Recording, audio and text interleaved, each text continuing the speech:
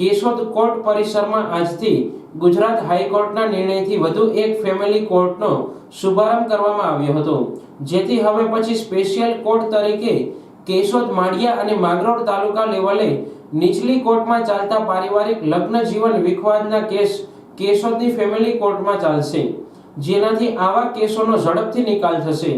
આ શુભારંભ પ્રસંગે જૂનાગઢ એડિશનલ સેશન્સ અને ફેમિલી કોર્ટ મુખ્ય ન્યાયાધીશ શ્રીવાસ્તવ ઉપસ્થિત રહેતા સ્થાનિક કોર્ટ કર્મચારીઓ અને વકીલ મંડળ દ્વારા તેમનું સ્વાગત કરવામાં આવ્યું હતું। બાદ તેમના હસ્તે રિબિન કાપી ફેમિલી કોર્ટનો શુભારંભ કરવામાં આવ્યો હતો।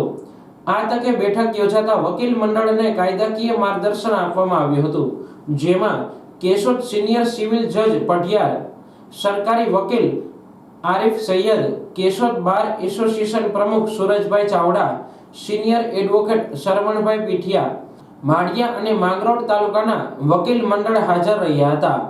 કેશોદમાં ફેમિલી કોર્ટની શરૂઆત થતા ત્રણેય તાલુકાની અપીલથી ચાલતા મહિલાઓના પારિવારિક લગ્ન જીવન સંબંધિત બાળકનો કબજો, ભરણ પોષણ, છૂટાછેડા જેવા કેસ સ્પેશિયલ કોર્ટ તરીકે કેશોદ ફેમિલી કોર્ટમાં ચાલશે, જેનાથી પારિવારિક કેસોનો ઝડપથી નિકાલ થશે।